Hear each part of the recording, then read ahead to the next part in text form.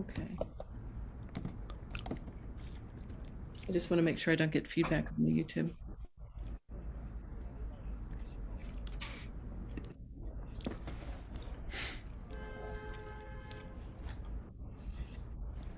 Okay.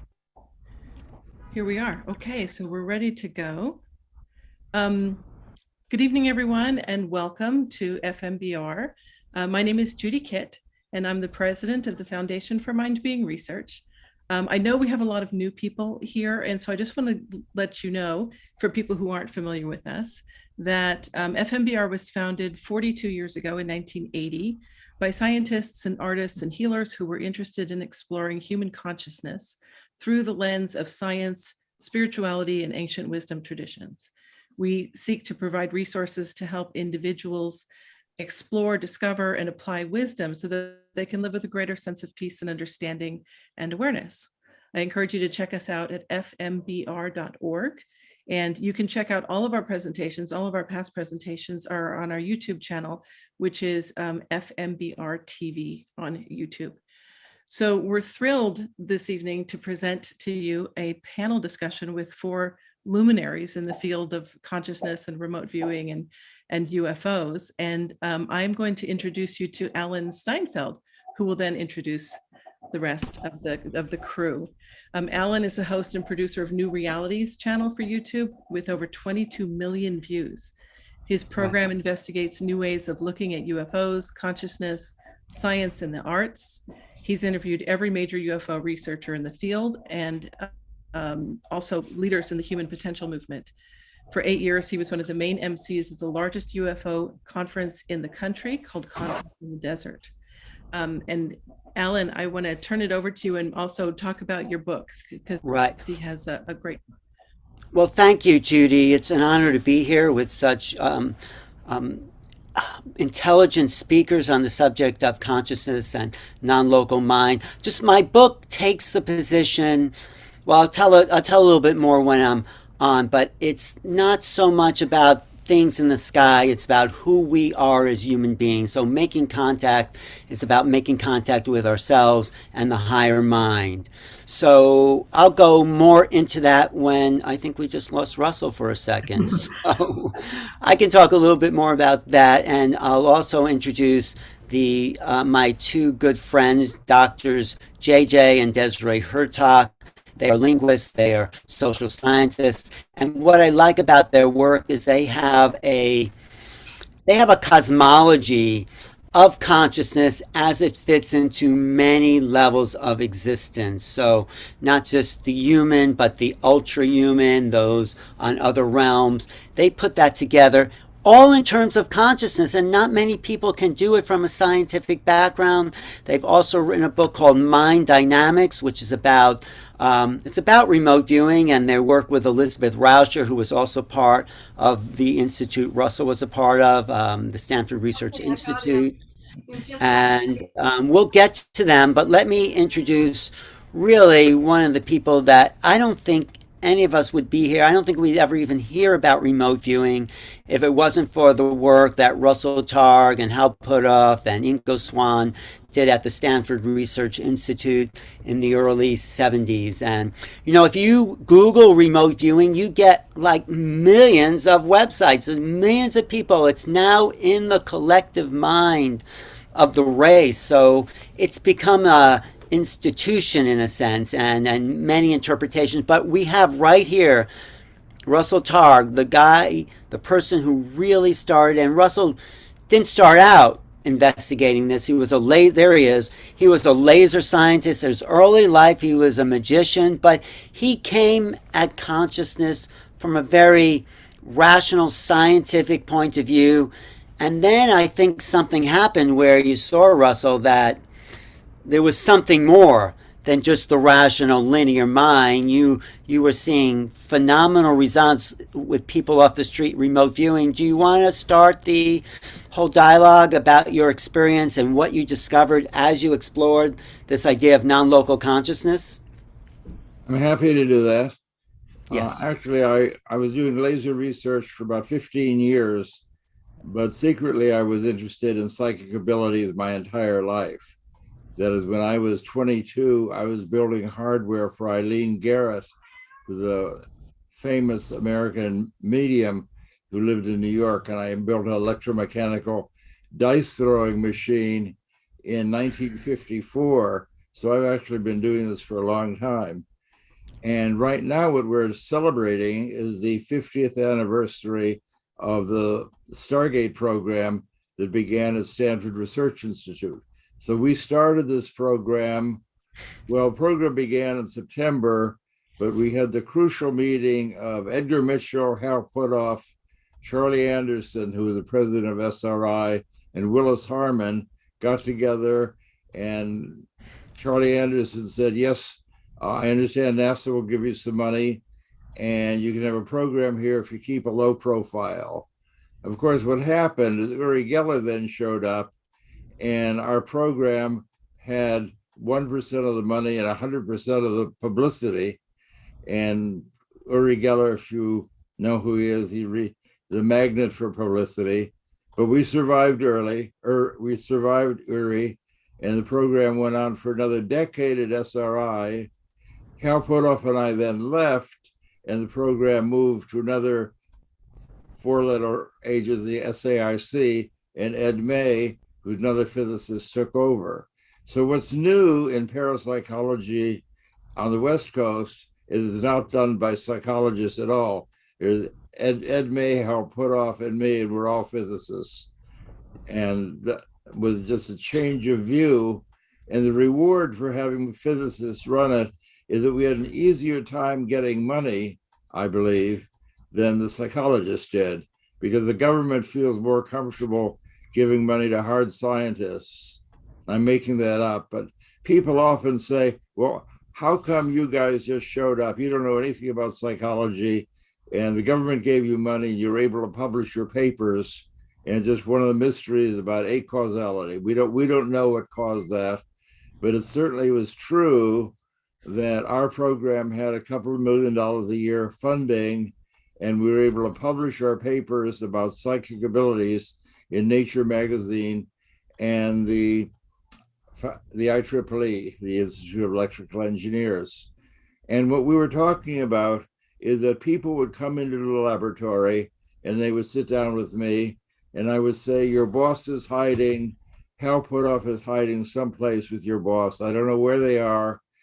And I know you don't believe in psychic stuff, but if you'll just quiet your mind and close your eyes and take a couple of deep breaths and tell me about the surprising images that show up in your awareness.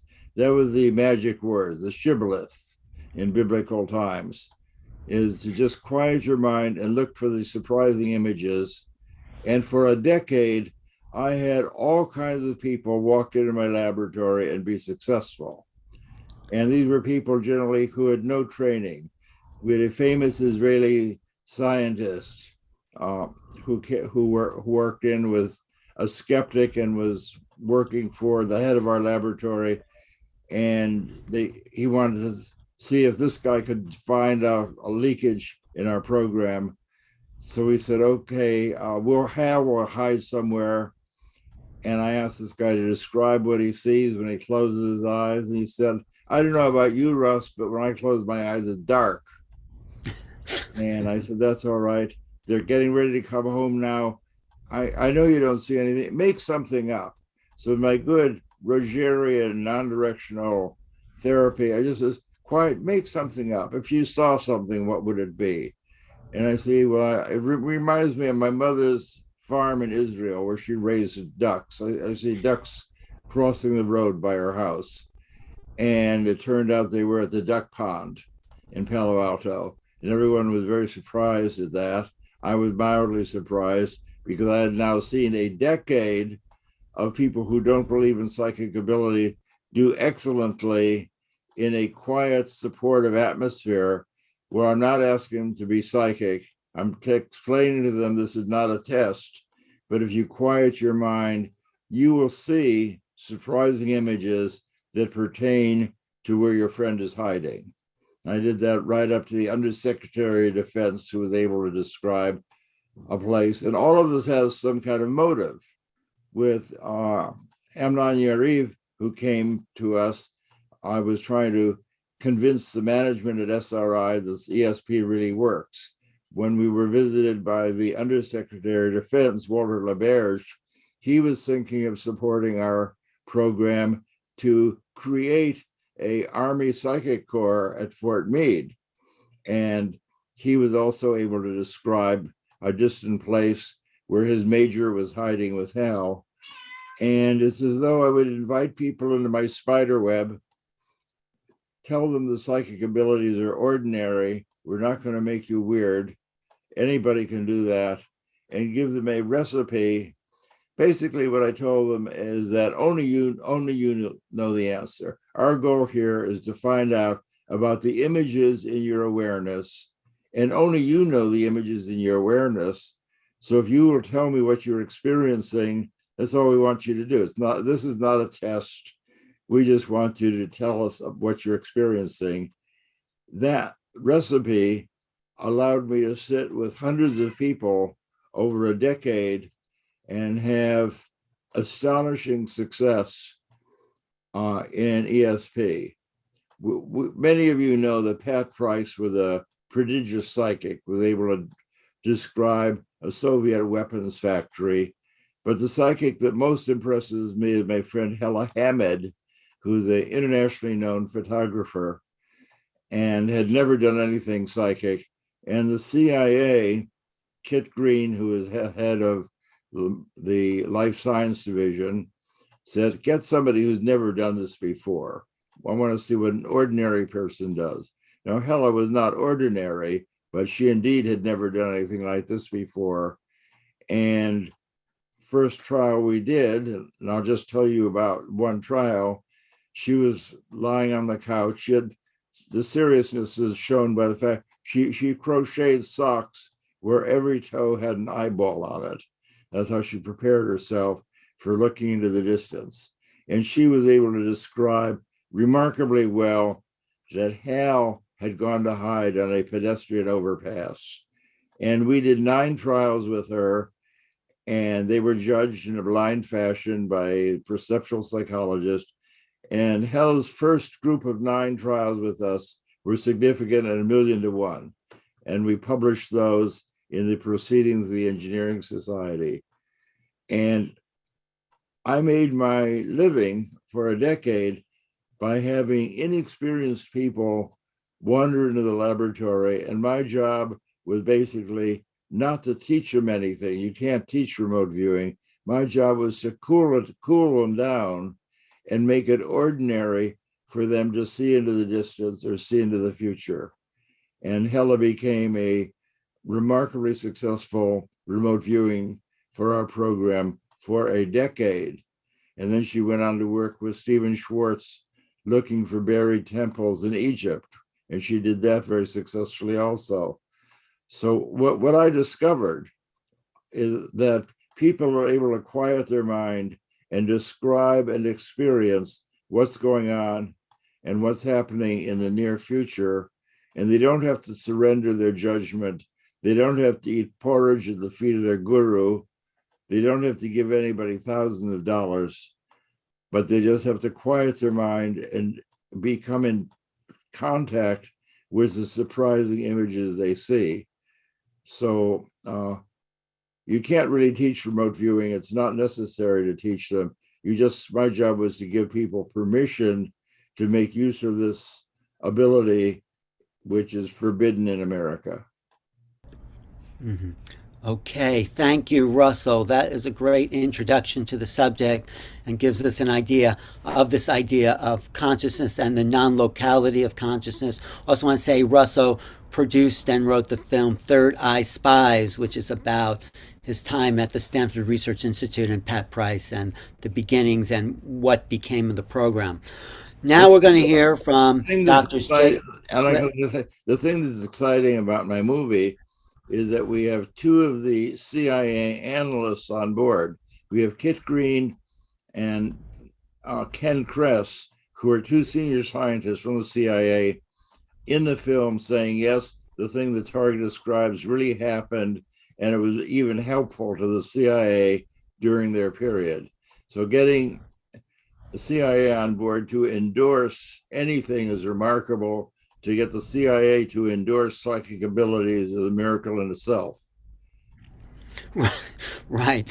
That's always a good line from you. Yes, that we've seen miracles with the CIA endorsing psychic phenomena. Yes.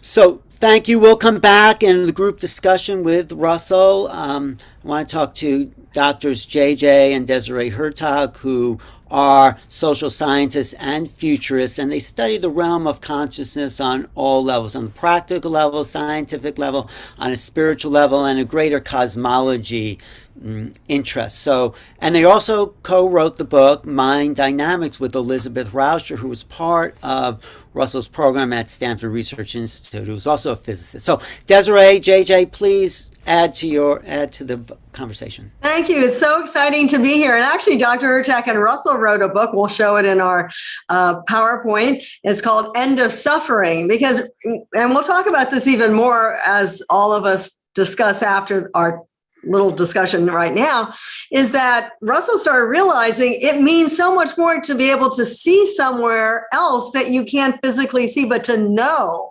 everything that's there, even down, as he shows in Third Eye Spies, to the names of top secret programs that were in file cabinets. So how does this happen? And that's what we want to talk about a little bit. Right. I had a background in archaeology, cultural anthropology, and I've also worked in remote viewing, that is the use of radar as opposed to remote sensing without any technology worldwide. And no, reverse that. Reverse it. Remote sensing uses actually airborne technology. And of course, remote viewing is what we're really talking about tonight, to be able to really close your eyes, but to be somewhere instantaneously. And this led us into contact with shamans and religious thinkers in parts of Africa and South America who were able to describe things at great distance without any technology. So this was a thrill for us to come alive into the awareness of a whole new discipline that it was completely overlooked as being anti-rational. So we're going to share our screen for just a minute and start talking about how this all works. We're going to start with the concept of that this is something that's not really new. Give me 1 second. There we go. So Parmenides of Elea said that the universe is a plenum. There is no gaps, no voids, no place where there is nothing. And so what we're going to be talking to you about tonight is, where does this work? How does this work? Why does it make sense at all? And so if you understand that the universe is really all interconnected, then you start realizing, well, if we're in the universe, we must also be interconnected. To say it another way, philosophers thought of being or becoming, but this is being in between being and becoming with no gaps. The process of awakening begins only when we ourselves consciously begin to question our life from the standpoint of our five senses. So our work has been able to look beyond the five senses, peering into the greater evolutionary realm. As you can see here on the left of the screen, we begin to experience the first phase of our initiation process. And we give various examples in our book called Over Self-Awakening, going back to the late Middle Ages in Nuremberg, where you see at the bottom of the screen on the left, an individual looking beyond the corridors or the thresholds of the three-dimensional universe and realizing there's more to the universe, a living vibratory system. At the top of the screen on the left, of course, is the book, The Over Self-Awakening, where we go back into ancient Hebrew, Aramaic, Egyptian, Tibetan, as well as Sanskrit tradition, showing that this was a common heritage in the mystical tradition. Namely, the movements of thought in the West are reductionistic mechanisms have overlooked a gift of the mind that many of the ancient cultures had and held in high regard. Right. And so here's a picture of The End of Suffering, a book that Dr. Hurtak and Russell put together with the help of Ingo Swann's cover. I know Russell loves that. He may even use it again, which is fabulous. Well, we see through the power of our mind, really the whirling galaxy within our mind. We must break through the shell of the earth, what the ancient Sanskrit scholars called the egg of Brahma Agni, the egg of the beginning of evolution. And you see on the left and the right side the multiple heads that are personified artistically to represent.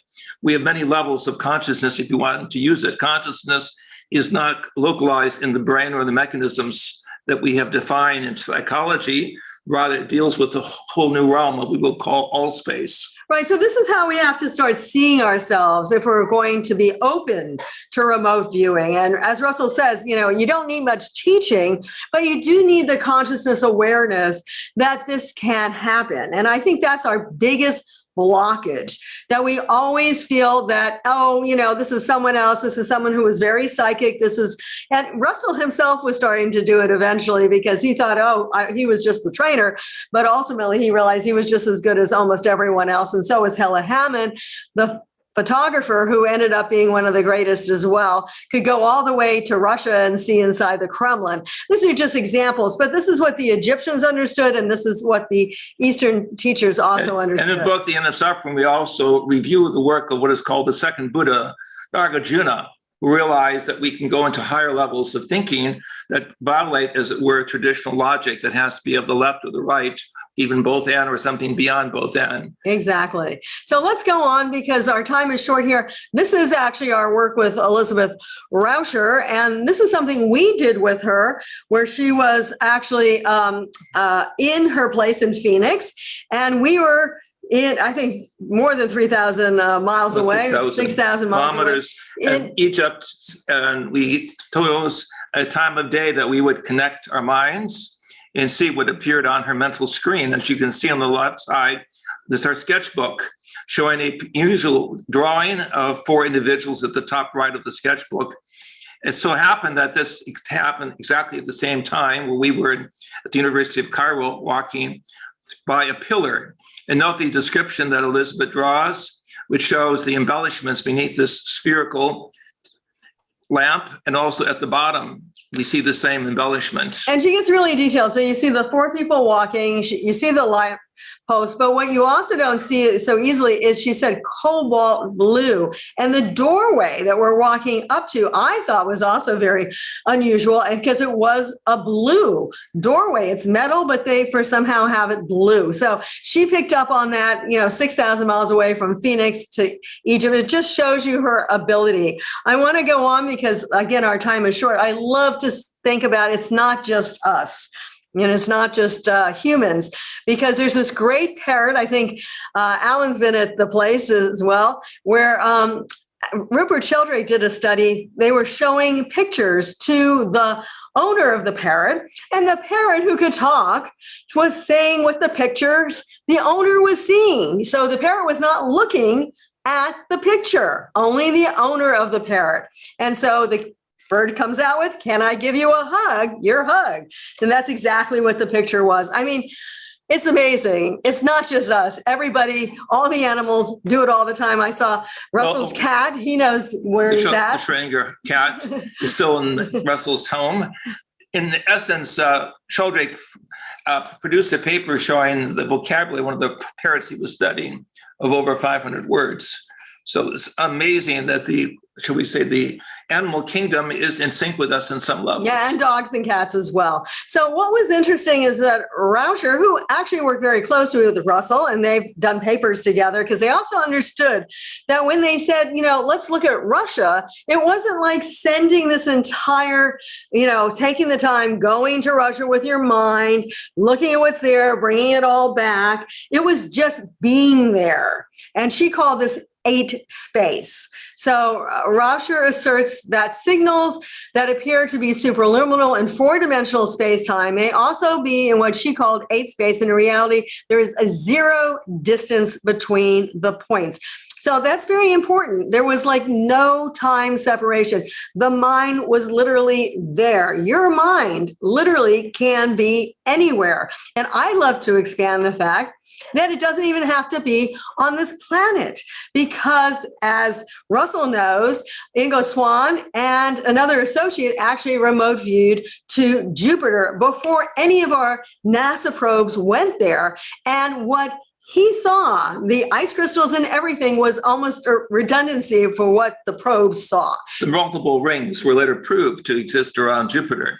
The book, Mind Dynamics, is the real X-Files, because Elizabeth brings the reader into many of the extraordinary case studies that she collected. In the other picture on the screen, I'm pictured on Mount Hermon in Israel doing archaeological work with Elizabeth. Also, we were able to detail tunnels that were found. And so one of the spin-offs of remote viewing is the ability to open up a whole new area for geology, archaeology, social science, communications, et cetera, on Earth as well as in space. As we begin to pioneer and do commercialization on the moon and the Mars, we will need to use this remote viewing and remote sensing capabilities together. Right. And now I'm not going to read all this, but this is something hopefully we can talk about in our discussion after this short talk with after Alan presents as well, is precognition. Can we know our future? Because this is something that Russell has worked with a lot. He's seen things, I've seen things, in your dreams and your direct experiences. How do you also remote view, not in space, but also in time? I think this is really important. And Russell did something with the gold market. And I mentioned I would actually show this thing with the stock market predictions using associative remote viewing from inexperienced, I'm going to emphasize that, remote viewers. This is done at the University of Colorado at Boulder. And what they did is they took 10 different inexperienced remote viewers and they said, what's going to happen with the stock market in the coming days? And they didn't go too far out. And when you average the 10 remote viewers, they were 100%. You can see this goes back to 2008. They were 100% right on 7 different occasions. Now, we're not telling you to do it for the stock market or the gold market or the silver market, but we're saying, this is our ability. I think that's the most important thing. This is who we are. And some of Russell's work was favorably reviewed by the Wall Street Journal at a different time. And so there's other opportunities to find your missing keys, your billfold, any type of reality of human interaction can make use of remote viewing. Because again, we are more than who we think we are. That's so important. Now let's move on really quickly. We're more than a collection of minds, as you see here in the ancient Chinese document. So what steps can we take to develop inner vision and understanding? Well, I think it starts by accepting that every single one of us also has free will, and we input that into this quantum field, and we become part of that quantum field so we can see things from other perspectives. That's just part of who we are. And okay, so I'm going to ask people on the next screen, and we'll do this maybe again with Alan, we'll see. On the next screen, does it have straight lines, sharp angled lines, or circled lines? And you think, who knows which one? Whatever comes first to the mind. Whatever it does. Do not engage the rational, logical. Oh, actually, I can see the next screen, so it's not okay. You can, but not everyone can, because I looked at YouTube. Anyway, It is circles. Thank you so much, Alan. But actually, I was looking at the YouTube, and the YouTube was, I think, not showing it. Maybe those online were. Anyway, all right, let's go on to a final affirmation. I will work to transform violence, fear, anger, and confusion in myself.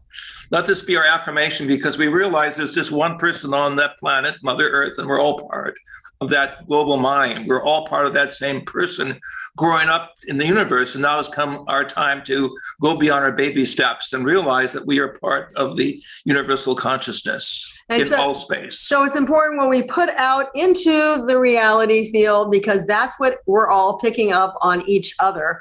And we feel we can reach out into higher thoughts, greater thoughts, thoughts of peace, put peace out into that field. Let our hands come together in the shape of a heart. Let this heart be the rising of the sun or light of the connection between what I call the human evolution and the coming higher evolution. And let us realize there's no such thing as private or secret knowledge. The doors have been opened. We show great respect to Russell and his team and the great thinkers who realize now there's no going back. This is a new era, a time of mass transformation, a time of global awakening and global contact on Earth and in space. And we appreciate FMBR for giving us this opportunity to share. We're all members.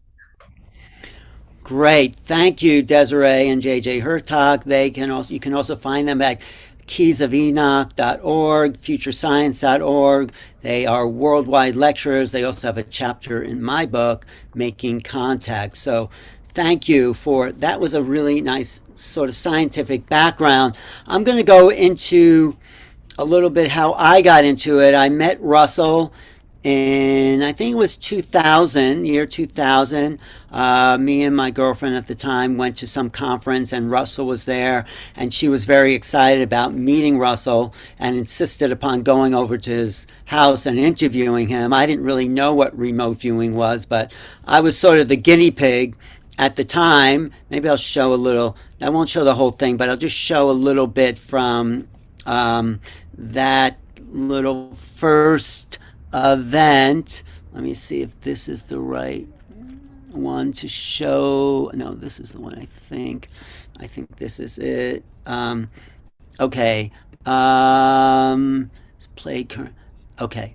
Let me. Oh no, this. Oh, this is the first time I'm meeting Russell here.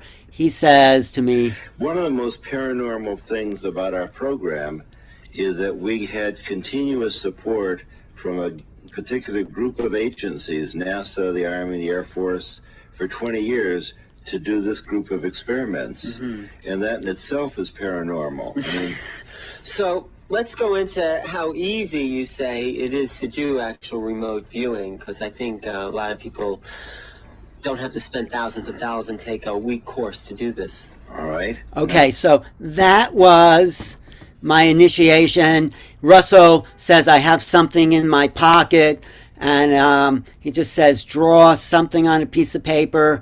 I don't really know what to do. The key, though, of what Russell said, and he said it before, let something surprising come into your mind. And that was, for me, a way to access something beyond the linear mind. So I after I got the target, and I got a pretty good kind of exact target of what Russell was holding up, and you can look at that video on YouTube. It's I think it's called Russell Targ, One Easy Step to Remote Viewing, under my YouTube channel, New Realities, youtube.com/New Realities. I have a bunch of videos with Russell, but that first one in 2000, that was about 22 years ago, Russell, got me started. I got the target. There was something in his pocket, and I drew it. I don't know how I drew it, but when Russell said, let something surprising come into your mind, he also explained we have the signal and the noise. The noise is what's going on in your head all the time. Should I call this person? What am I going to eat for dinner? Who owes me money? Whatever. But it's like those are the things that we're thinking about. And the signal is emanating from the target. The target is what the remote viewers call the thing you're looking at. And the target, if you get out of the way, you can know the target by just getting the personality out of the way. So I've been really investigating how does this work, and I found some quotes from William Blake. He says up here in the upper left-hand corner, our perceptions are not bounded by organs of perception. We perceive more than sense, though ever acute can discover. In other words, if the doors of perception were cleansed, everything would appear to us as it is infinite, but we've closed ourselves up, and we see reality through this narrow programming.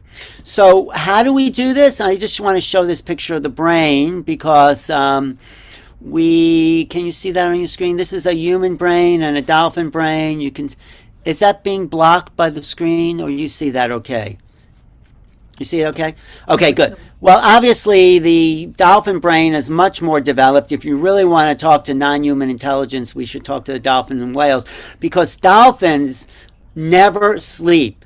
They only sleep on one side of the brain at a time. They are whole brain creatures. We are mostly functioning on our left brain, the linear mind. And the linear mind, I've divided into yin and yang here. The linear mind, let's say it's the thing in white, is this is the left brain. It thinks in logic, 1, 2, 3, A, B, C.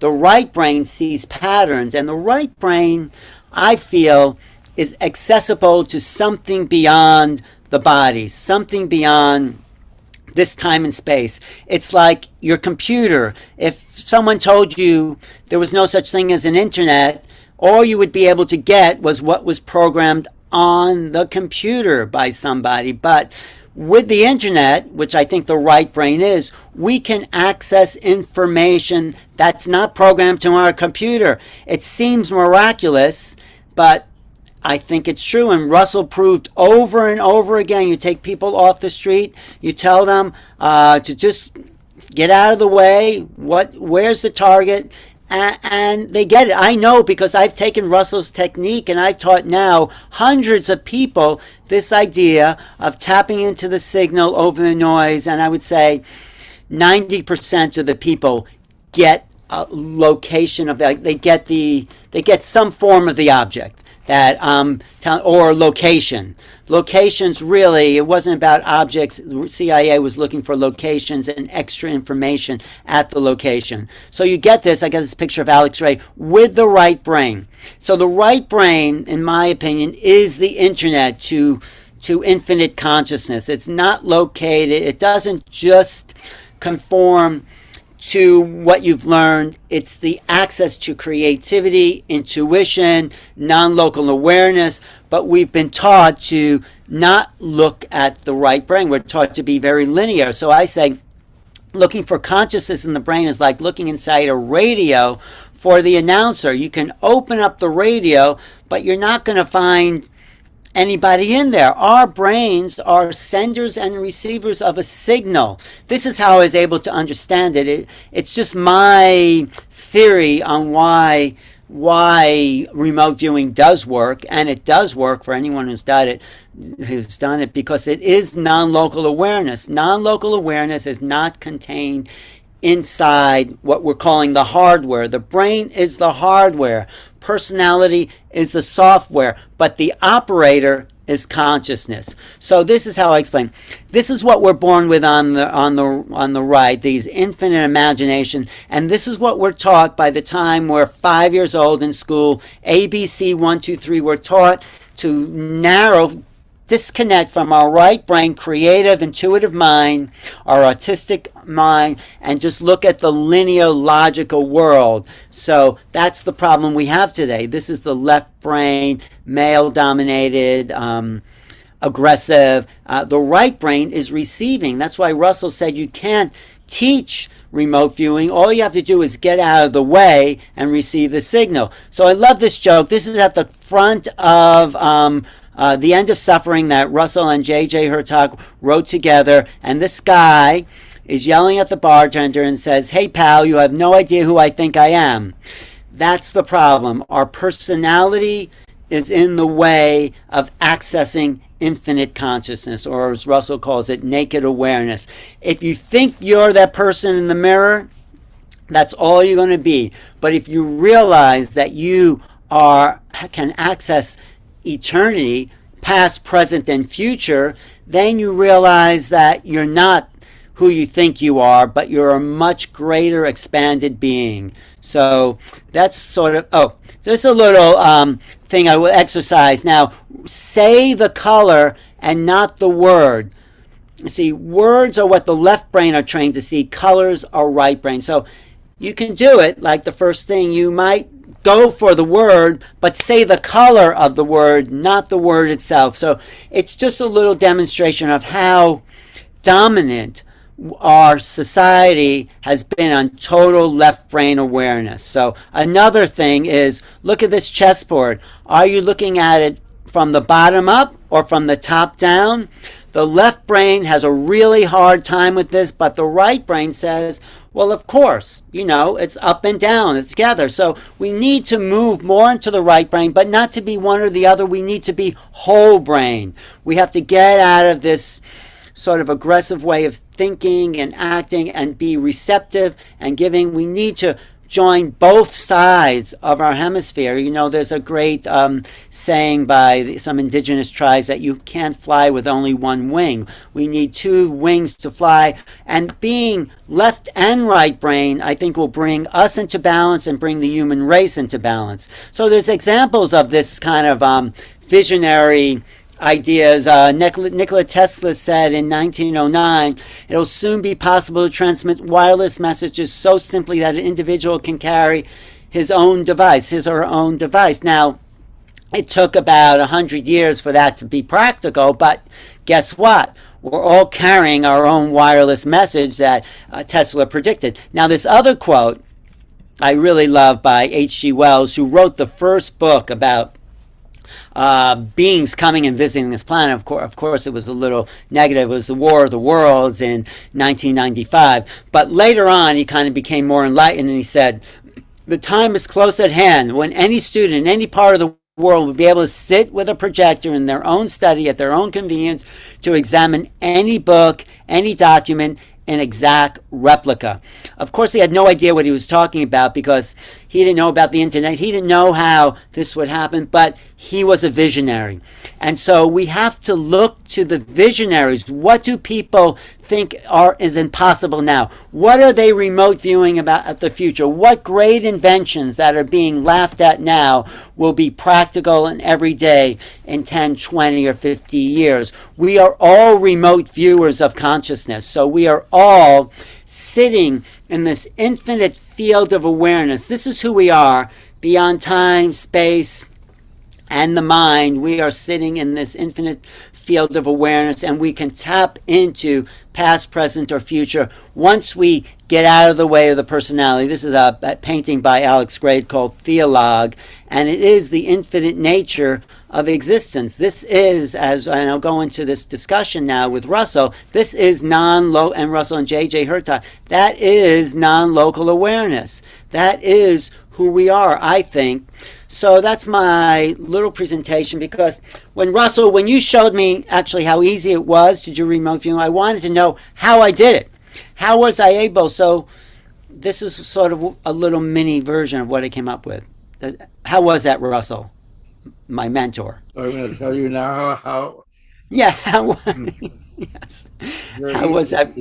I had the object in my pocket, but there's no separation between the object in my pocket and your brain. The thing that Elizabeth Rauscher and I pursued is the description of the space-time in which we live, in which the distance is comprised of a real part and an imaginary part. That is, no matter how far apart you and I are, there's always a path of zero distance between us. And to get away from the geometry for a minute, the data show from people all over the world that it's no harder to describe something that's thousands of miles away than it is across the street. Increasing the distance between you and your target does not degrade the performance, the accuracy, or the reliability. That it is no harder to describe Soviet Siberia than it is to describe what's across the street. And even more surprising, it's no harder to describe the change in the silver commodity market next week than it is to describe what's going on contemporaneously in the next room. So distance permeates everything. That is, Ingo Swann was able to look at the ice crystals around Jupiter 500 million miles away. Annie Besant, who was a part of the Theosophical Organization in 1895, could look into a block of paraffin and describe the nature of a hydrogen atom to an accuracy comparable to what we see now in 1975. Annie Besant drew a hydrogen atom complete with quarks and gluons in the exact correct position, that she knew that there was a triangular formation in the atom with gluons at the corners and quarks holding them together. And her drawing of the proton is essentially congruent what we see today. And I show that and talk about it in my book, The Reality of ESP. I was a child theosophist. When I was in graduate school, I was also part of the Theosophical Society in New York, because they were already into the idea that a person can quiet their mind and see into the distance, into the future, and down to atomic distances. Now, I also want to ask JJ to do a favor for me, since this is a nice informal meeting. I've seen the whole film of the parrot doing clairvoyance, and that film is breathtaking. What they did there is the photographer was with the parrot, and the experimenter was with the owner of the parrot in the basement, and they would show the lady who took care of the parrot objects, and the parrot would say the name of the object a full story away. That is, there's no leakage. They were in different parts of the building, and the parrot speaks completely clear English. You don't have, it's not like listening to Surviving Spirits on the radio. This parrot spoke Oxford English, and you could understand everything the parrot says. And when they showed people, they showed the owner of the parrot a picture of the beach, and the parrot said, "Ha ha ha! I see all the naked ladies."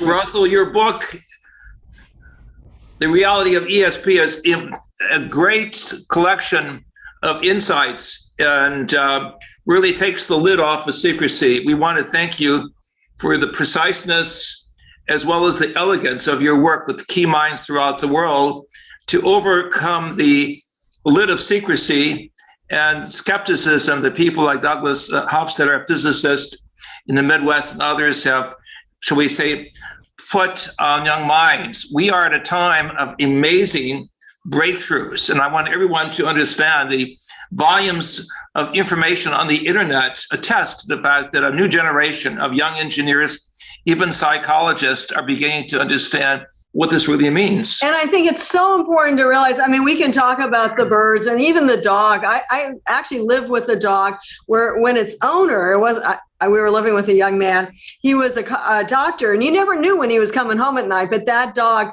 like at least 4 miles away, where he couldn't even hear the sound of his car, knew when he was coming home. He would jump up and hang out at the window. And of course, Rupert Sheldrake has shown this many times over. And I think cats are extremely, I know, Russell, you have quite a few cats. We saw them walking around there. They're also extremely sensitive. But all this aside, what do we do with this? What can we do with this? And I think that more and more, especially with the precognition, I mean, we logically, and using, as Alan was saying, this certain left side of the brain, don't know what's going to happen to us. But if we tune in and bring those two sides together, we can actually be prepared for change. And I think that's what's so important right now. And I know also Russell's daughter, Elizabeth, who was a good friend of ours, she used to do remote healing. So that's another thing that can go with this. I mean, it's not always just seeing. I always said Elizabeth Rauscher used to actually remote view the food store. When I said to her, Elizabeth, I'm going to go shopping for dinner, what do you want? She actually remote viewed the food store. Well, not only that, you can use when I teach what Russell has taught me, I say it's like a window is opened up in your awareness, and you can even tune into people's bodies. You say, okay, what will make me feel good on this menu? You can remote view what street to walk down. I mean, you can use this every aspect of your life once you have this awareness of non-locality in your field. So it's very practical, and I've taught this to a lot of people who use it in their everyday world. But the big question is, what does it mean by non-locality? Are we really in the field, Russell? I mean, are we existing not in our brains, but in a bigger container? Well, it's not really a field. I think that it's the idea that the answer is in the geometry, it's not in the field. And that's the observation to make. The answer is not in the field, it's in the geometry. And eventually we'll understand the nature of the space-time we live in. The contribution that remote viewing made, that people had looked at psychic abilities for a century or more before we came along. And what do the physicists contribute? The physicists didn't want to do something boring. The physicists are not well. If you know any physicists, you know they're really not very well behaved. And physicists don't want to sit around guessing cards until they're in the oblivion. So we wanted to do something to work. When I gave up I'd been doing laser work for 15 years, was well regarded as a laser pioneer. My bet was that I could teach people to be psychic. And my wife went along with that idea, even though it seemed like a precarious change. And the thing that the change was when you were guessing cards in the laboratory of J.B. Rhine, people were very unsuccessful. That is, if you got 10 cards right and 15 cards wrong, that was a big success, because if you did 1,000 cards at that rate, that would be highly significant. You'd never get a physicist to do an experiment where you're wrong 60% of the time. That would be a physicist would never do an experiment like that. So our contribution is that we designed an experiment and a protocol where people are right most of the time. And that was something that was very surprising. The first time we briefed a conference about Pat Price and Hella, where we do 9 trials and it's significant, 1 in 100,000 or 1 in a million. People thought we were lying because they never saw an experiment where people got 7 out of 10 correct in anything. It was just would be breathtaking. So we designed an experiment that corresponded to the ability people have. People can describe the images that come into their awareness, because your awareness is a non-analytic function. Guessing numbers or guessing alphabets is basically impossible. So our contribution is that we took a phenomena, psychic abilities, which was considered unreliable and weak, and turned it into something that's reliable and strong. That the CIA would never support Rhine with a card guessing experiment. When they wanted, we were asked to describe what turned out to be the kidnapped ambassador among the Iranian subjects. And we were just I was given an envelope, sealed envelope, and said, there's somebody in here, can you tell me about him? And working with Keith Harari, who is a very successful, prodigious psychic, he said, there's a man there, he's very sick, he's in the dark, he's close to death, but wait, he's getting better, and I see him getting out of this dark place, getting into a light place, and I see there's an airplane. That's what I get. And we gave that to Jake Stewart, who was the Undersecretary of the Navy, and within a week, we learned that our target was the Undersecretary, the ambassador, and his name was Richard Queen. He was getting out of he was sick with multiple sclerosis, which is why the Iranian students, so-called, were letting him go. They didn't want the ambassador to die in hostage, and he was being released, and he went to Germany and he got better. So so Harari was able to see that just by holding this envelope with a picture inside, and he could say, the guy is sick, very sick, near death, but getting better and is going to be released. And nobody had ever done anything like that before. There was a new level of psychic functioning. So what I want to encourage people to realize is that psychic functioning is powerful and reliable. It's not a weak thing where you're sitting around guessing numbers and are wrong most of the time. In our work, people were correct most of the time, and often very correct indeed.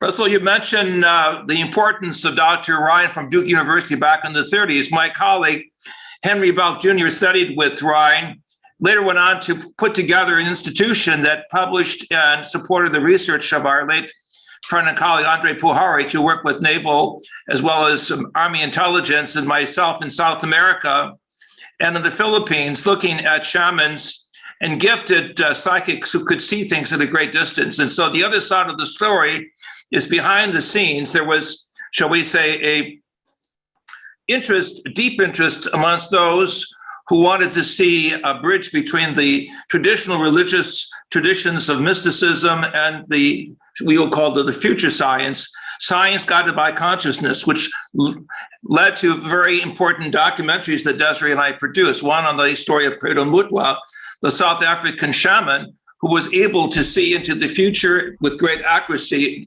and help us with archaeological locations. I mean, this film is going to go into production. We had it in South Africa back in the 1980s, but due to the boycott against South Africa, it was never shown publicly here in the West. So there's a whole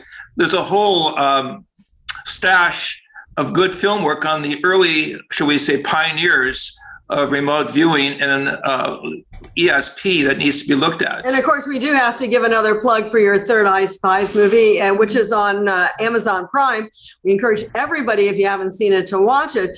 But I have to say, you had said that it's not the consciousness field. In a sense, you're absolutely right, because everything is, as I think, as Paramenides said, there is no gaps, no voids. Everything is just simply connected. We have this, of course, picture behind us, which shows some of the geometries we're not normally seeing, but that are actually there. And so with that, though, what happens if the universe is made of consciousness? That's what I would say. And it's not a field like per se, but that the whole universe is part of this consciousness reality, and that's what creates the geometry. And we have access, as everyone has talked about tonight, to anything. And I even think things off of this planet and out of the solar system. Well, that's what I was going to say, that the illusion of time space, that we're all intimately connected to each other through this one thing called consciousness. We're all, in my opinion, all aspects of this one consciousness. So, and I'm getting back to the book that I wrote about ETs and your work with the extraterrestrials, JJ and Desiree. It's like we get these telepathic communications because we're all telepathic. It's easy to get it from each other because we're on the same frequency. But when we get something that's a little different, we don't necessarily think we're making it up. Some people are, of course, but maybe we're getting it from another realm of consciousness. So welcome what comes into your awareness, and just don't write it off. There might be something, it might be in the next great experiment or discovery to benefit humanity. So telepathy, remote sensing, healing at a distance, or maybe it's not a distance. These are aspects of the higher functionings of the mind that Russell was so important in instituting to a greater awareness to the government and to the public. So, and even going further back, Alan, to Annie Besant and others who were able to see what we will call the structure of the proton, the structure of what Murray Gell-Mann at Caltech came up with in 1975, the whole quark geometry unfoldment. Behind us right now is the picture that Desiree just alluded to by the great Canadian artist Derek Boland. And we see really the importance of how the diameter of the proton and our range of consciousness is part of a mass energy reconstruction of who we are in the greater universe. We are, shall we say, participants in this consciousness mind that is not confined to Mother Earth. We are cosmic citizens waking up in the vast and awesome universe as to the powers that are inherent within the consciousness. And I think this is how we're growing now, because one of the chapters in the book Mind Dynamics was the work we did with Andrea Puharg at his place in Ossining, when the time that there was like a buildup of the Middle East of war. And I think we should also kind of put that energy out tonight for the Ukraine. That's not to say that we're going to solve the entire problem of the planet, but if everyone together can visualize the golden wall of light surrounding the Ukraine and Russia together in terms of high resolution of conflict, and begin to pulse golden light into the minds of those at the front, we can see perhaps a change and modification of shift to what the great thinker and prophet Isaiah Yeshayahu wrote. He said, as we change swords into plowshares. And as I like to say, we actually have done this with storms and hurricanes, and you can always say, let it be the divine will, but that's as a human participant. Well, I was just going to read a comment from Suzanne Taylor in the chat for people not seeing the online chat. Suzanne Taylor, of course, produced the TEDx, or now the X-TED, where Russell was speaking, and then TED didn't think it was science or I don't know what, but took that off the TED schedule. It was no longer TED, and Russell's then gone on to post, and it did get over 3 million views of his talk, right, Russell? So 7 million views. 7 million views. So it was taken off the air on the day that it crossed 7 million. Right, and that was produced by Suzanne Taylor, who writes in the chat, if governments got behind this so people could participate en masse, who says we couldn't stop events like war? There's a project being designed for daily worldwide focus on kindness for a minute at 6 p.m. in every time zone. If the world gets kinder, we could have some validation whereby focusing on many problems could bring much help. And she's working with the Scientific and Medical Network and others on this. That's Suzanne Taylor. And thank you, Suzanne, for being at it all the time to make the planet a better place. So let's take some questions, Judy, see what response people have. Well, Alan, I would like to. Oh, sure. I'd like to have a word for the third man. We know that the psychics are the prodigious, amazing people who can quiet their mind and transcend space and time. And the second man who goes to hide someplace. And the third man who's sitting quietly with the viewer who helps make it happen. And that's the interviewer. And that was my part for a decade. I don't drive. I don't go to hide because I don't drive it. I don't drive, and I'm not the psychic, but I was the interviewer. And the part the interviewer plays, I can describe one case where I worked with Pat Price. Pat Price is known as a very famous, very competent, remarkable man of all seasons, a viewer, one of those great viewers that we've ever seen.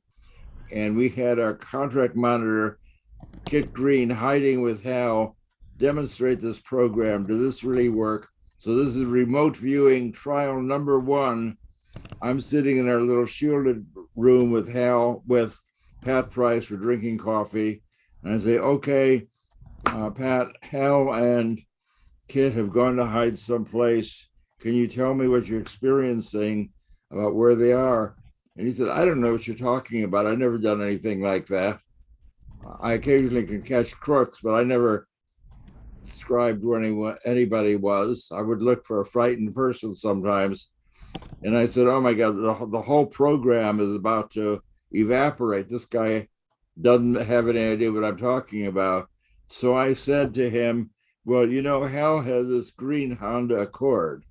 So Kit and Hal must have gotten into the Accord and drove out of the SRI parking lot. Can you see the green Accord in the parking lot driving out onto the street? He said, of course I can see that. We're in the shielded room and that happened 20 minutes earlier. Of course I can see that. I said, well, why don't you follow the car and see where they're going? And he said, oh, I can do that. They're going south on Middlefield Road, and I see them turning into a park, and it looks like a water purification plant. There's a square pool on the right and a round pool on the left and some big water tanks, and let me draw. And that was the beginning of what turned out to be an extremely accurate drawing of a swimming pool complex in a public park 5 miles south of SRI. But the part that I played, don't know anything about ESP, can't see out of the box, don't see very well even in the box, but I was somehow able to get the greatest psychic in the world unstuck and give him an idea of how to get the gears moving so he could actually follow the car and find out what the people were doing. Right. And that people don't realize that for people who are beginning to do remote viewing, an interviewer is very helpful. You're right. And you're an excellent interviewer because your signal or whatever you were thinking when I was sitting next to you, I got an impression that just popped into my mind. One other example I'd love for you to share, Russell, before we go to questions is how Joe McMonagle and I think it was Pat Price remote viewed someplace a person would be before they even knew they were going to be there. Can you tell a little bit of that story? I'm not sure that I you said like with the interview when Joe McMonagle goes on television, I think it was in Japan. Yeah. In Japan, Yeah. Joe had a regular gig where he would go to Japan and they would ask him to try and find where somebody was hiding. And Joe didn't like the hubbub in the studio. He found that very disconcerting. So when he flew to Japan, he's going to be seen by millions of people. And the way he did this, it would sit quietly in his hotel room 5 or 6 hours before the whole event. And sitting in his hotel room, he made a drawing of where they would eventually find the hidden person. And he would then come to the studio, meditate for a moment, and say, here's what I get. Then they would go to Tokyo, where he had described it, and they would find the hidden person. But Joe found it easier to look into the distance and look into the future than to try and be psychic in the television studio. Right. Before the person even knew where they were going to be hiding. That's the amazing. Before the hiding place was even chosen. Right. Now, so there's some kind of time, space, there's some kind of predestiny involved in that. There's some kind of maybe there's no free will. I don't know. It brings up so many questions about what was talking about free will, and I think that we can celebrate our free will, but I don't think you have as much free will as you think you have. As a physicist, I still have to believe that causality plays a part. That when you push the wagon doesn't roll until you push it. F equals ma is a real law, and you get big trouble if you break that law.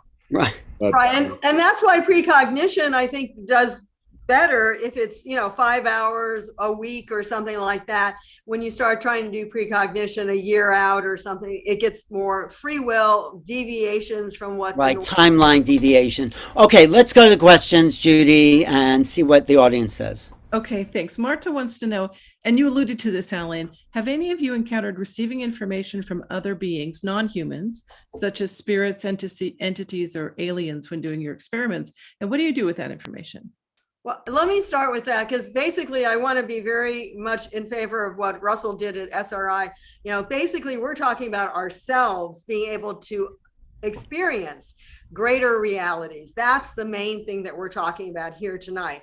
Now, can other people, or can you yourself, if you so choose, to pick up on other entity thoughts? Yes. And of course, Russell worked very well with Uri Geller, who was picking up on ESP from other people. So whether they're present or whether they're in other realities or whether they're, we'll say even past situations, those are all possibilities. But really what we're focusing on here tonight, even though maybe that's something for another show, is the fact of being able to do this ourselves, to know ourselves about these other realities. I don't think we always need to have local, I like divine connections. I think that's fine. You feel you're tapped into the divine source.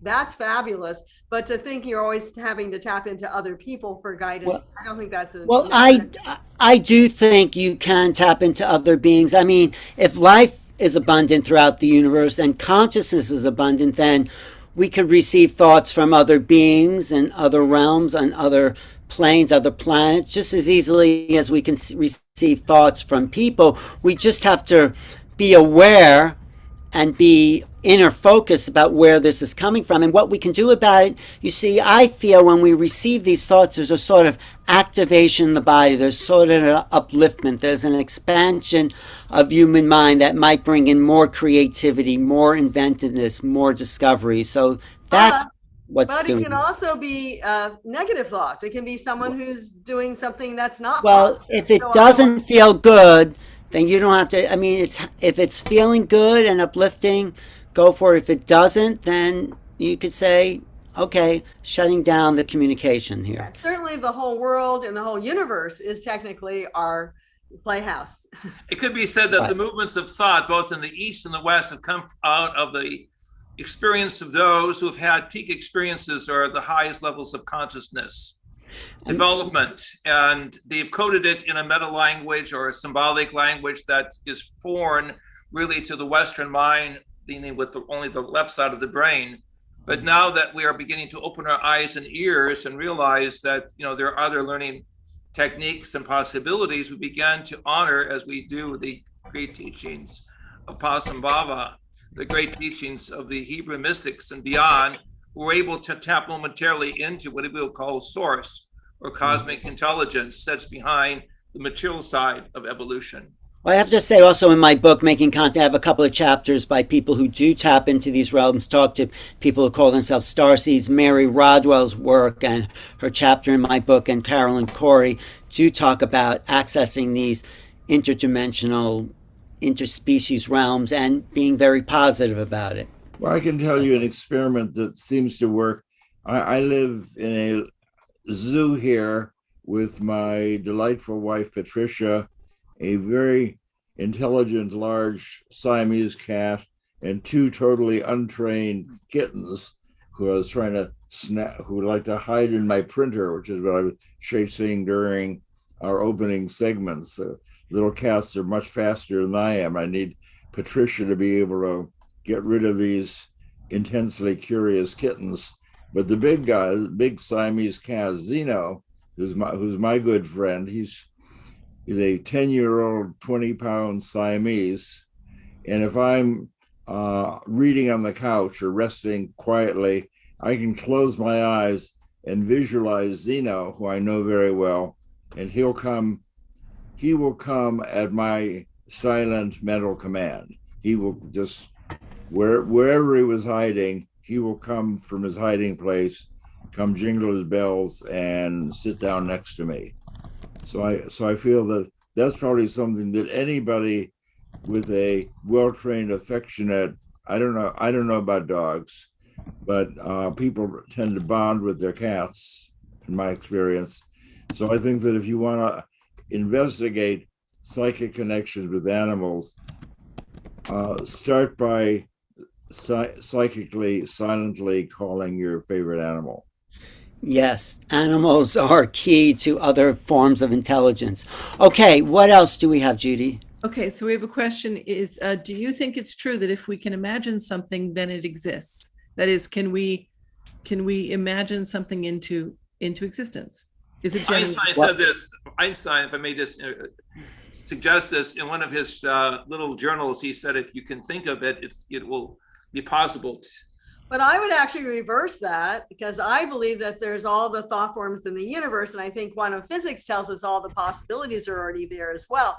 So if you can think of it, it's because it already exists in the universe. It might not be existing in material form right now, but as Russell was saying, and Alan was saying, it could be existing even 100 years from now. Look at Tesla, who had seen that, and about wireless communication. Although it didn't really exist, it was here in a sense of a different time reality. So I think you can't, actually I would reverse the question.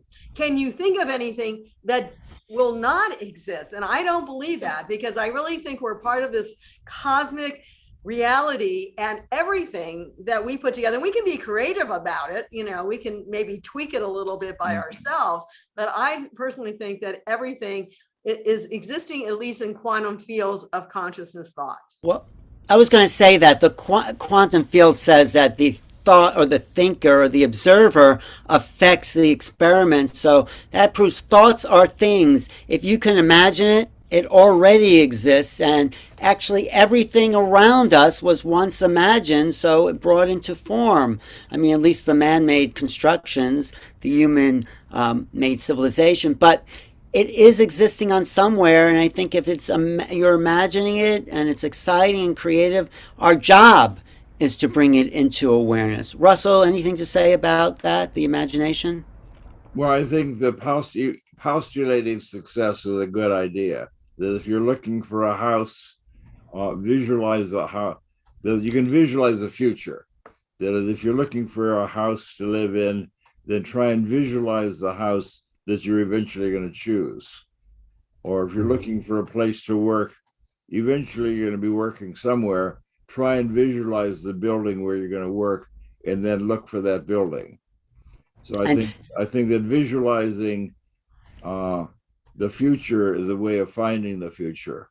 Yeah, it definitely helps in manifesting what you want to manifest. And I think that's so important too. And this is part of remote viewing. In a sense, you're actually seeing into the future, but you're being there. Because if you look at quantum physics, and I know a lot of people don't want to put the two together, but quantum physics says all possibilities are present. So if you say, oh, I hate my job and I can't stand it, and I really wish I wasn't going to be there, then you start putting into motion that reality. But if you change that, or say, I want a nice house, I got to be able to afford it as well, then you start putting that into motion, and you're choosing thoughts from the multiplicity of, or we'll say the infinitesimal ability of anything to manifest within you or by you. And also a lot of creative artists just say these images or songs even just come to them from somewhere. It's a little bit off the question, but it's like pours into our mind. That's,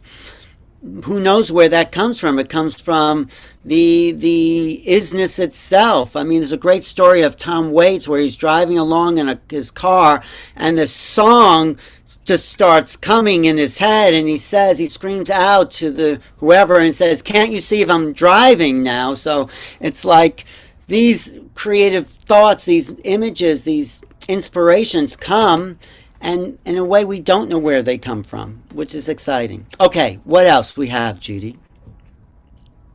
Let me ask you about remote viewing. You mentioned remote viewing in the past, right? Going back into history and archaeological digs, Dr. Hurtak, and what about remote viewing the future? I know Stefan Schwartz was talking about, he's got the 2050 project and the 2060 project. What are your thoughts about remote viewing the future? I think it's a very important question. We were able to find future artifacts, things that shouldn't be there. When we were in Egypt back in the 90s, we were part of a team of archaeologists using remote viewing as well as ground penetrating radar.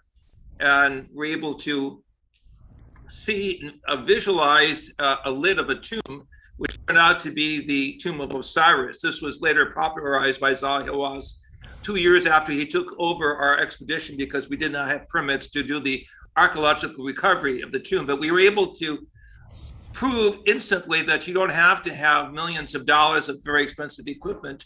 You can simply look into the future, see your archaeological target, go to the ground structure if it's possible, and get to work and to move, as it were, all of the unnecessary middle aspects of management and bureaucracy. This is how Russell also played the silver market. You want to talk about that? How you remote view the future and what I think it was price of silver, but when we got we made $120,000 forecasting silver in 1982, when that was a lot of money. And we used a scheme that Stephen Schwartz first proposed called associative remote viewing, that you can't close your eyes and describe the big board of the stock exchange and see what silver is going to be doing, because that's an analytical task, and we're not able to do that, unfortunately, or at least not very well. So what we did is we wanted to know if silver is going up a little, up a lot, down a little, or down a lot. And we would get our broker to choose 4 different objects, like a clock, a bottle, a flower, and a book. And I would then sit with the psychic, who in this case was Keith Harari, and I would tell him that here we are Monday. On Friday, I'm going to put an object in your hand. Tell me about the object I'm going to put in your hand next Friday. And he might say, I see something round, it's kind of floppy, it has an odd smell. And I would then call the broker and say, do you have anything like that? And on that day, he might say, yes, I have my leftover pancake from breakfast. It's round and smelly and floppy. And that's a pretty good match to what your guy says. So based on the fact that Harari saw a pancake, we would put $40,000 into the silver market, selling silver short, even though it was being on an uptick from the Hunt brothers. So we were forecasting based on what the psychic felt would be put in his hand 5 days in the future. How'd you know that was going to be short and instead of like long? that was the broker decided that the pancake would be short, Oh, and the water glass would be. He oh, he made those 4 decisions in advance. oh, The 4 things he shows had nothing to do with the market going up or down. right. They were just a lock connecting the 2 of them. And Harari was separated from the market. He didn't know anything about up or down. He was focusing on, what am I going to experience when Russell puts something in my hand? Is it hard or soft? Does it have an odor? Is it fragrant? Is it colorful? So he would describe it, and then I would go to John Rendy, who is our broker in Marin, and say, I see something cylindrical. It's sort of hard and has a fragrance. Do you have anything like that? He said, yeah, one of my objects is a small vial of perfume that I got on a first-class airplane flight. And that's a pretty good description of the perfume vial. Let me see. Well, that means up a lot. So because Harari detected the odor of the perfume, we would buy silver. And that worked. And you were 100%. 100% written up in the Wall Street Journal. Wow. Well, also. So that can be done. But you see, I'm the interviewer here. Harari is just sitting at the table. I shouldn't say just sitting at the table. I mean, he's a prodigious psychic. He was sitting at the table with his pencil and paper, and I'm jollying him along. I'm saying, here we are at the breakfast table. I'm going to put something in your hand for 4 days from now. Can you tell me what you're experiencing? What are you experiencing now with regard to what I'm going to hand you on Friday? So sort of, you only get 1 or 2 shots at formulating the question so that it's correct grammatically and correct in the time domain. Because if you give him a screwed up question, he'll give you the wrong answer. So you got to be very cautious what you say to a psychic, because he will try very hard to do exactly what you tell him. Actually, if I can add also, I used to have a girlfriend that would have dreams and she would tell me about them. And then like a month later, we would be actually doing, she goes, remember I had that dream? Well, this is exactly what we were doing. And we weren't ever doing that before.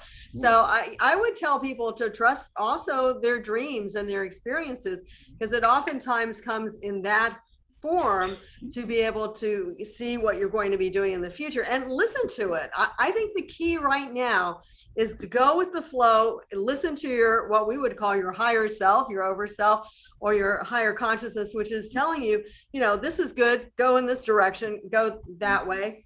But I just also want to say what you said before, the further you try to remote view the future, the less unsure it is, because there's always shifting of timeline. So if you do a remote viewing for a more immediate future, you might have more accuracy. I also want to mention Lynn Buchanan teaches some of that in his controlled remote viewing. He's teaching an ongoing online course called CRV, Controlled Remote Viewing.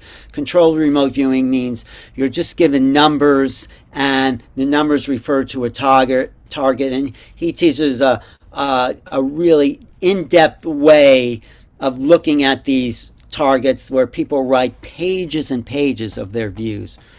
And also, I like his work very much. I want to emphasize, at this time of great change and great challenge, we as a humanity have to see remote viewing as a tremendous parapsychological tool to raise consciousness, to think of positive futures, to think of positive solutions, rather than go with the media that gives us, unfortunately, more of the downside, the dialectic of death, the culture of death, rather than the culture of life and purpose. This is a tremendous psychological tool that we can use effectively. Every day we should be putting golden light, or what we will call greater love, that's indicated here on my lapel with the heart, the heartbeat of a higher unity out and about, that humanity can come together. We are at a stage where we can take a great leap into the future, a great leap backwards into the past, if we allow the naysayers to have complete dominance of our scientific, our psychological, and spiritual options. So we really have to use these gifts that we all have. I think that's the most important thing. We all have these great gifts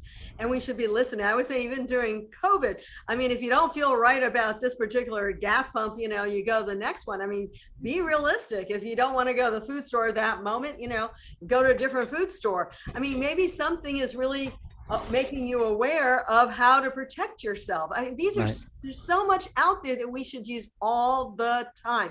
If you find your lost keys, whatever it is. Right. I think what Alan said before is very important. If you're trying to learn remote viewing into the future, you should start looking to the future an hour or a day, not weeks or months.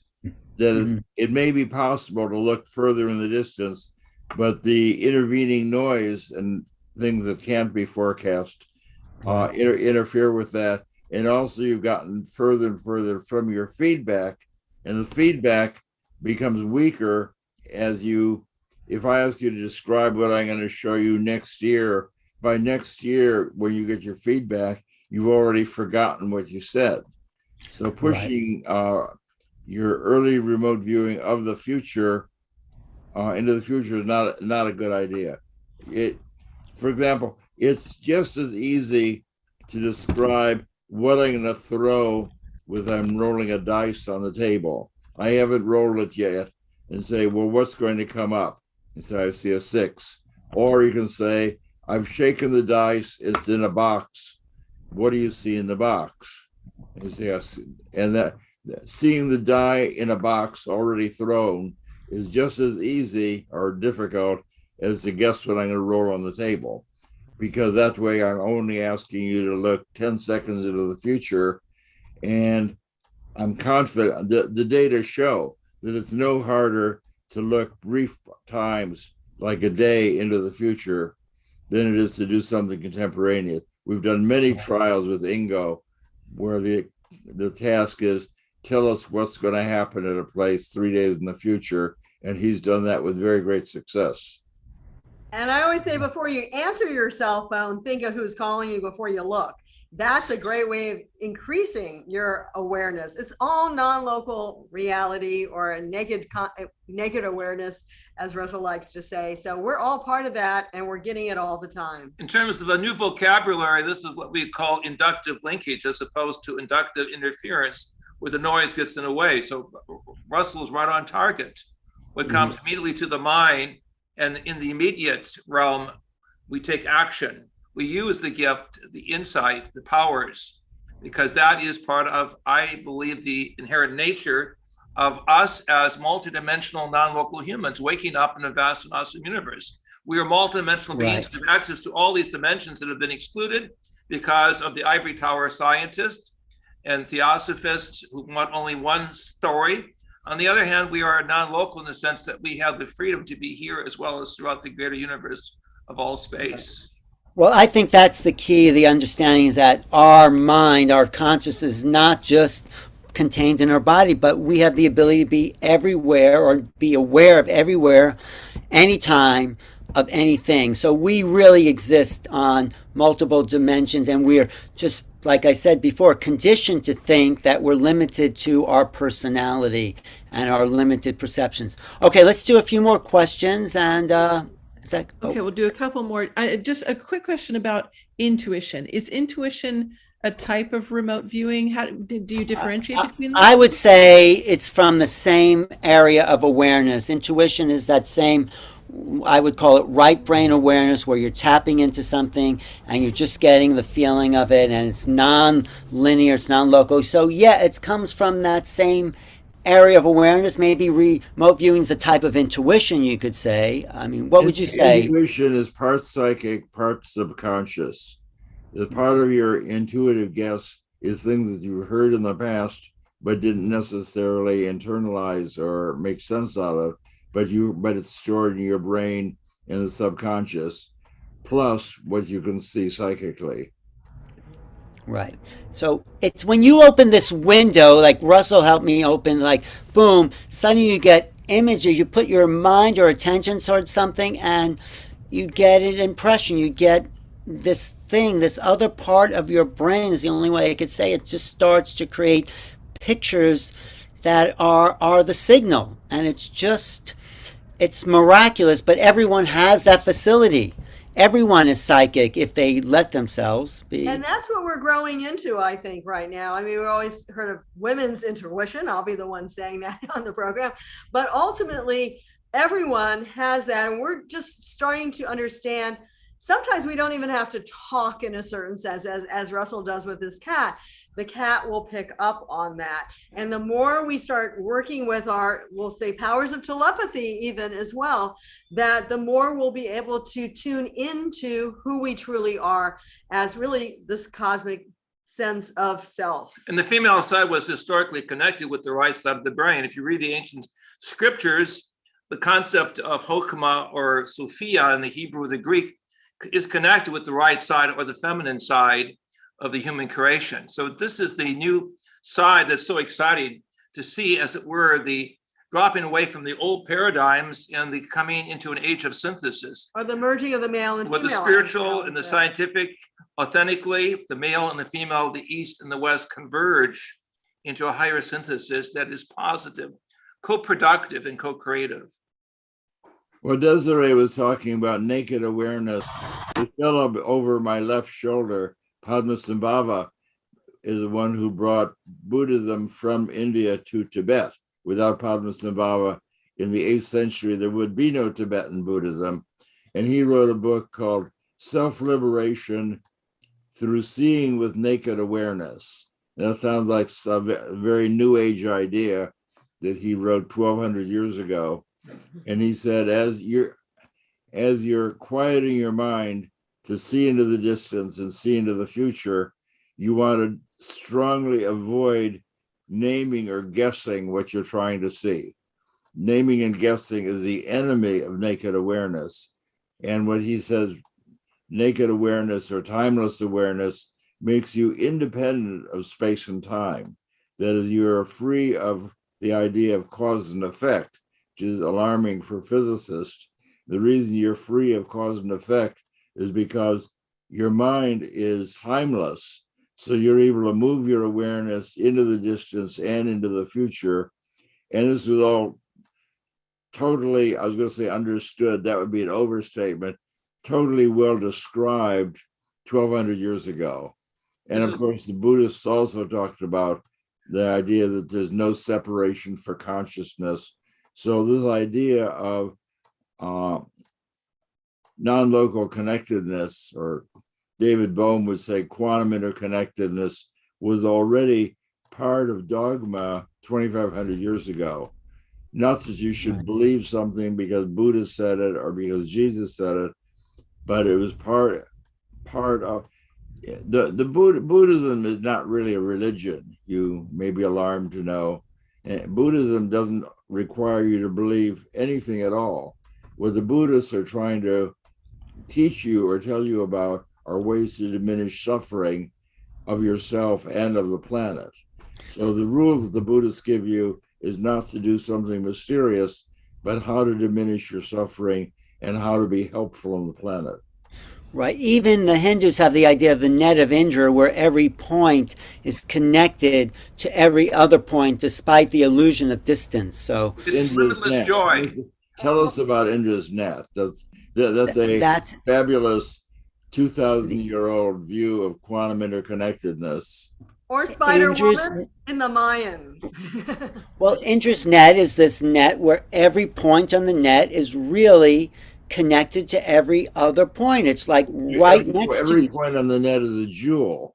Yes. So every interstices in the net allows you to see all of the other ones because they're all infinite faceted jewels. So anywhere you look in the net, you're able to see all the other parts of the net. Which so is a kind of material way of visualizing what a visual space-time net would look like. But it's also a metaphor for the human mind, where we are fractals of the totality of all that there is. So going back to the pictures. I wrote a book on that subject. It's called Limitless Mind. Right. JJ, what were you saying? I said, we think seriously of what Russell is saying, and we think of the picture with Desiree I showed with the multiple heads over the Chinese depiction of a Buddhist monk or scholar, we begin to realize the valuable assets of the ancient sutras of China, India, Tibet.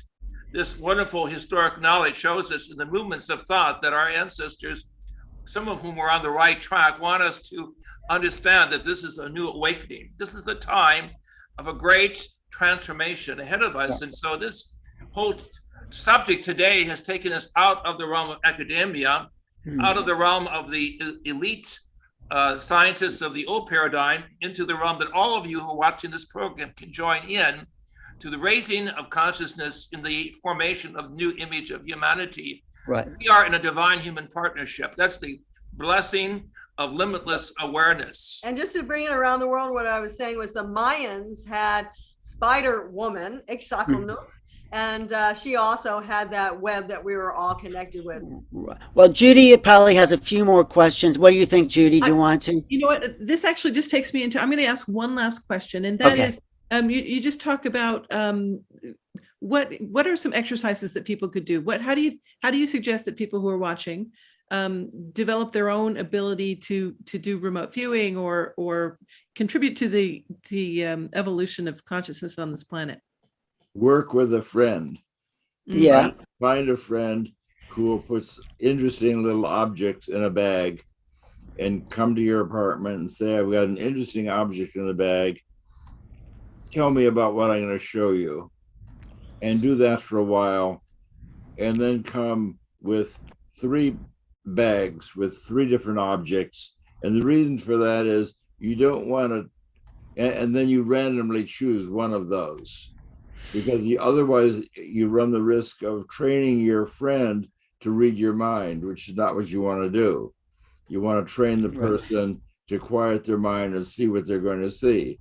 So if your friend brings 3 objects brings 3 bags, each with its own object, and then at the last moment, you choose one of those and put one object over on a chair and say, this one bag over on a chair, and say, tell me what's in this bag. I don't know the answer, but you and I will both see it in just a few minutes.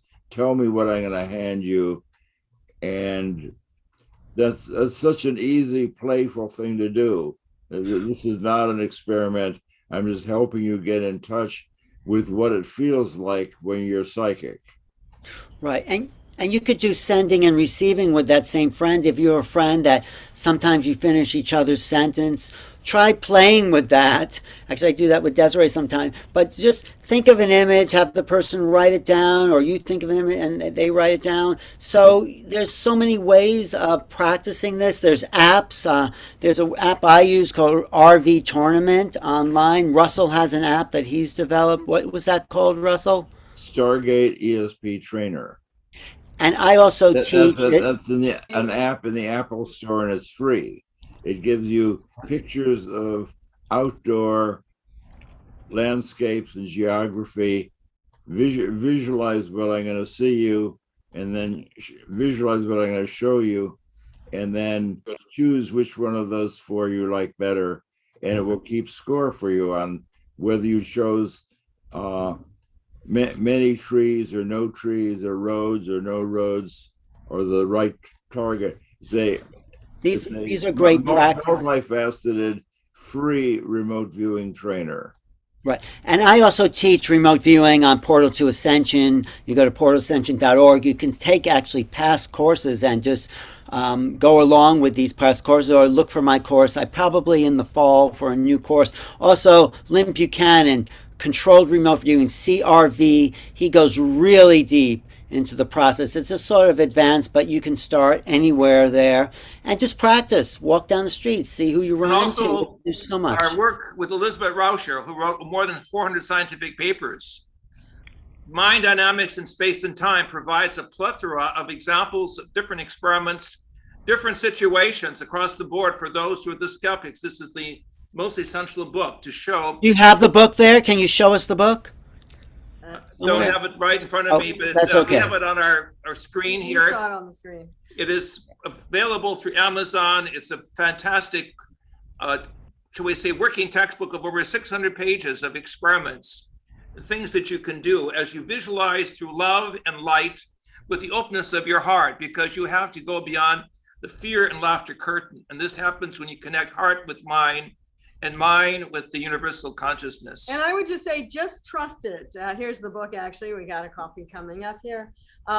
Just trust, try it, test it, and then trust it, because it's so important that we continue to do this and really trust ourselves in our ability to do it. And firstly, as I said it initially, know you can do it. Second, trust that you are doing it, and then use it in your daily life. And when you start doing that, it's not just a game. It's great to do Russell's online or Alan's, channels, Portal to Ascension, for example. And actually, what's interesting is time does not mean anything, because one of the things that Alan often does with us, the three of us speaking, is he'll play the video from him and Russell the whole way through. And it's amazing how many people still get the from 20 years in the past. Yes, it's really amazing. Also, with Uri Geller, when he was bending forks and spoons, even if it's a rerun, people are still bending forks and spoon by watching him. So this is the real X-Files. This is what has happened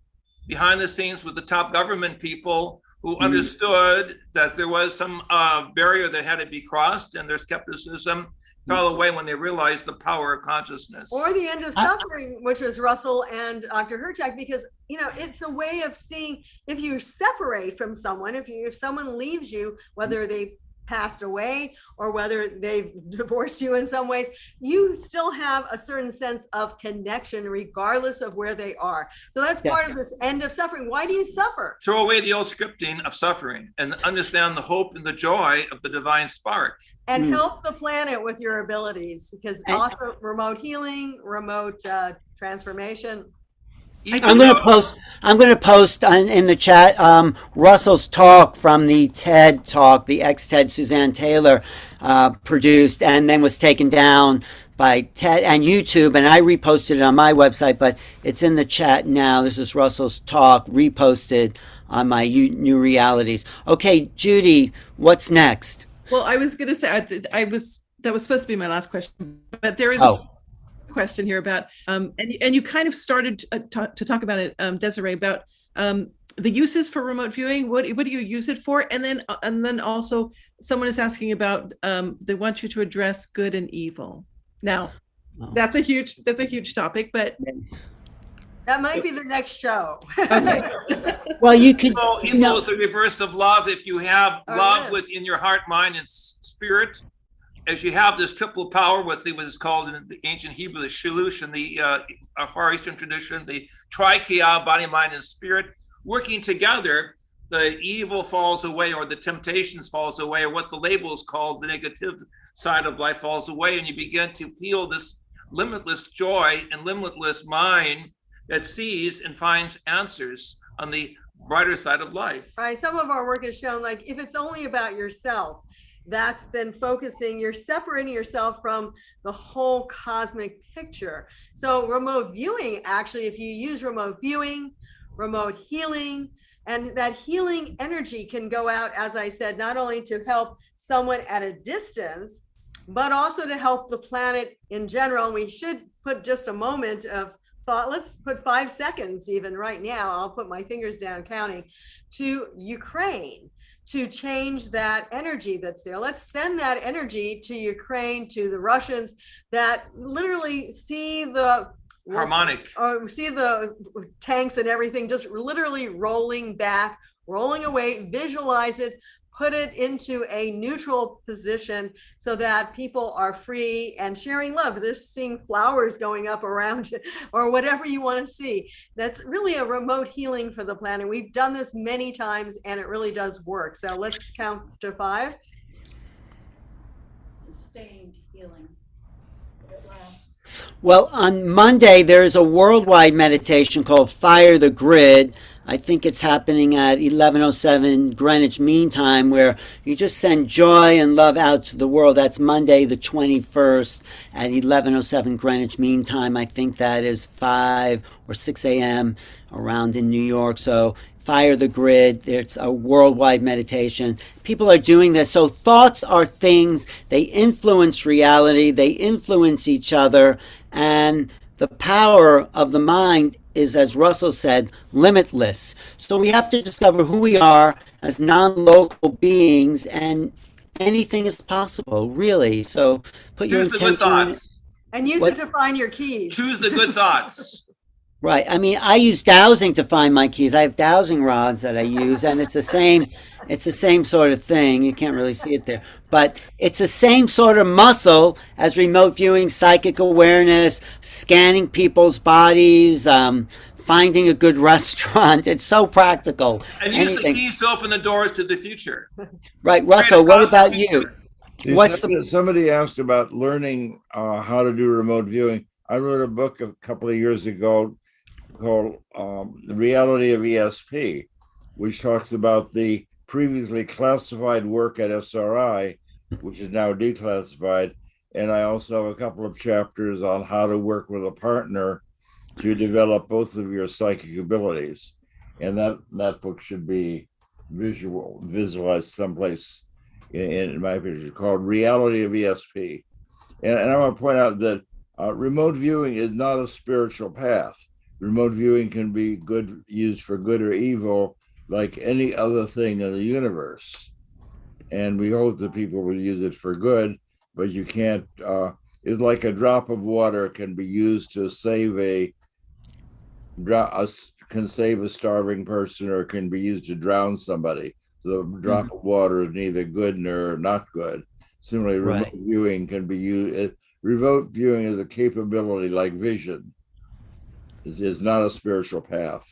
Right. But it can be used to open up the higher realms, I feel, to new realities, to new possibilities, which expand. Remote viewing can definitely give you the experience that you're not just made of meat and potatoes. Right. If we can go to gallery view, I have that.